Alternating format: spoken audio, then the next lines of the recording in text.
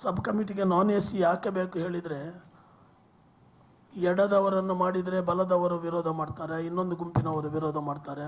ಬಲದವರನ್ನು ಮಾಡಿ, ಈಗ social welfare minister ಅವರು ಬಲಗೈ ಎಂಬ ಬ್ರ್ಯಾಂಡಿಗೊಳಗಾದ ಸಮುದಾಯಕ್ಕೆ ಸೇರಿದವರು. ಆಗ ಎಡದವರು ಏನು ಅದಕ್ಕಾಗಿ ಹಾಗೆ ಮಾಡಿದ್ದಾರೆ ಅಂತ ಹೇಳ್ತಾರೆ. ಆದ್ದರಿಂದ ಇಂಪಾರ್ಷಲ್ ಆಗಿರುವ ಎಡಬಲ ತಾರತಮ್ಯ ಮಾಡದ ವ್ಯಕ್ತಿಗಳು ಯಾರು ಎಂಬುದು ಸನ್ಮಾನ್ಯ ಸಿದ್ದರಾಮಯ್ಯ ಅವರಿಗೆ ಚೆನ್ನಾಗಿ ಗೊತ್ತಿದೆ. ಹಾಗೆ ಇಂಪಾರ್ಷಲ್ ಆಗಿ ಎಲ್ಲ ಜಾತಿಗಳನ್ನು ಸಮಾನವಾಗಿ ಕಾಣುವಂಥ ಒಬ್ಬ ಹಿರಿಯ ಕ್ಯಾಬಿನೆಟ್ ಮಂತ್ರಿಯನ್ನು ಚೇರ್ಮನ್ ಮಾಡಿದರೆ ಆಗ ಸಬ್ ಕಮಿಟಿ ಕೂಡ ತನ್ನ ಆರೋಪಗಳಿಂದ ಮುಕ್ತವಾಗಿ ಕೆಲಸ ಮಾಡಲಿಕ್ಕೆ ಸಾಧ್ಯ ಆಗ್ತದೆ ಎಂದು ನಾವು ಭಾವಿಸ್ತೇವೆ. ಯಾಕಂದರೆ ಈ ವಿಷಯಕ್ಕೆ ಸಂಬಂಧಪಟ್ಟಂತೆ ಈಗಾಗಲೇ ಒಂದು ವಿಭಾಗ ಸನ್ಮಾನ್ಯ ಸೋಷಿಯಲ್ ವೆಲ್ಫೇರ್ ಮಿನಿಸ್ಟರ್ ಬಗ್ಗೆ ಬಹಳ ಕೆಟ್ಟ ರೀತಿಯಲ್ಲಿ ಮಾತಾಡುವುದನ್ನು ನಾವು ಸೋಷಿಯಲ್ ಮೀಡಿಯಾದಲ್ಲಿ ನೋಡಿದ್ದೇವೆ. ಇದಾಗಬಾರ್ದು. ನಮಗೆ ಒಳ ಮೀಸಲಾತಿ ಬೇಕು. We are not oppose to internal reservation.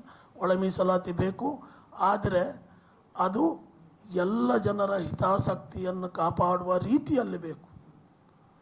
ಅದು ಯಾವುದೇ ಯಾರಿಗೆ ನಿಜವಾಗಿ ಯಾರಿಗೆ ನಿನ್ನೆ ನಾವು ಸನ್ಮಾನ್ಯ ಆಂಜನೇಯ ಅವರ ಹತ್ರ ಮಾತಾಡುವಾಗ ಕೂಡ ಹೇಳಿದ್ದೇವೆ,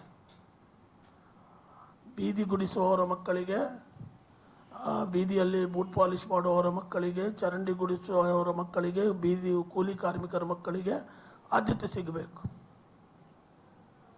ಮಂತ್ರಿಗಳ ಮಕ್ಕಳಿಗೆ, IAS ಆಫೀಸರ್ಸ್ಗಳ ಮಕ್ಕಳಿಗೆ ಆದ್ಯತೆ ಸಿಗುವುದಲ್ಲ ಜಾತಿಯ ಕಾರಣಕ್ಕಾಗಿ. ಯಾರಿಗೆ ಸಿಗಬೇಕು ಅವರಿಗೆ ಸಿಗಬೇಕು. ಅದನ್ನು ನಾವು ನಮ್ಮದೇ ಆದ ರೀತಿಯಲ್ಲಿ ಹೋರಾಟವನ್ನು ನಡೆಸ್ತಾ ಇದ್ದೇವೆ. ಅದಕ್ಕಾಗಿ ಇಂಥ ಮಂತ್ರಿ ಒಬ್ಬ ನಾನ್ ದಲಿತ್ ಮಿನಿಸ್ಟರ್ ಬೇಕು ಹೇಳಿ ನಮ್ಮ ಕೋರಿಕೆ.